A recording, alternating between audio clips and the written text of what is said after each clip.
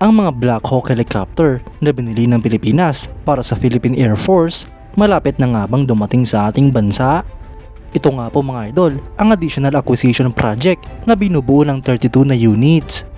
Yan ang pag-uusapan natin, pero bago yan, kung bago ka lang sa aking channel, ay huwag mong kalimutang mag-like, subscribe at i-hit mo na rin ang notification bell button para lagi kang updated sa mga bagong videos natin.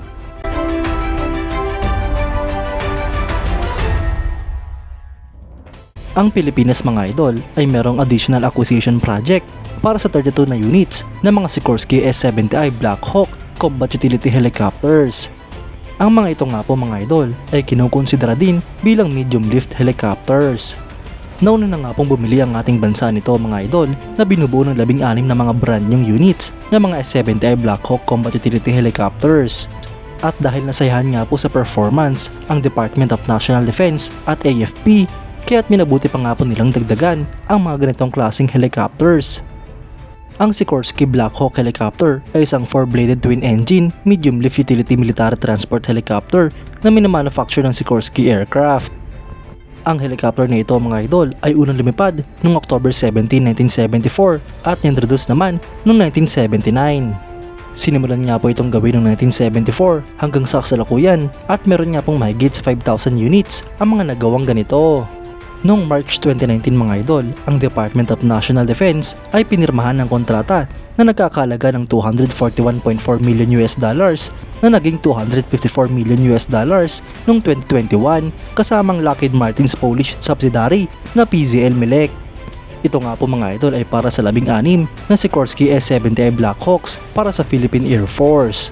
Noon nga pong December 10, 2020, ang Philippine Air Force ay kinomisyon na ang unang batch na binubuo ng 6 na units ng mga S-70i Black Hawks. At ang sumunod pa nga pong 10 units ay na-deliver sa ating bansa noong 2021.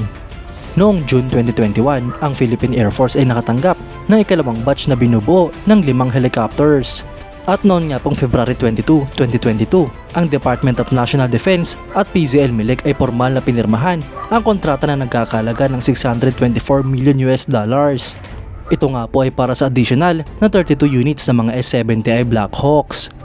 Ang ilan nga po sa mga military operators ng Black Hawk helicopters ay ang Afghanistan, Australia, Austria, Bahrain, Brazil, Brunei, Chile, China, Colombia, Croatia, Egypt, Israel, Japan, Jordan, Malaysia, Mexico, Pilipinas, Poland, Portugal, Saudi Arabia, South Korea, Slovakia, Sweden, Taiwan, Thailand, Tunisia, Turkey, UAE, Ukraine at United States. Ang helicopter na ito mga idol ay pinapalipad ng 2 piloto at 2 crew at may capacity naman nga po ito para sa 11 pasahero. Ang Black Hawk helicopter mga idol ay may habang 19.76 meters, fuselage length na 15.27 meters, width na 2.36 meters at height na 5.13 meters.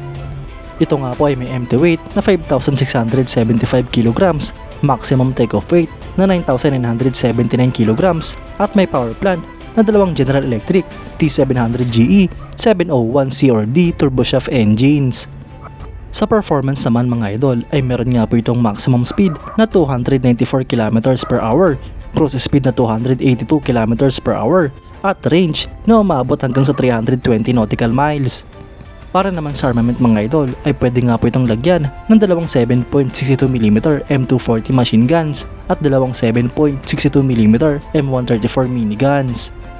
Meron nga din po itong total na 4 na hardpoints na pwedeng lagyan ng rockets at missiles.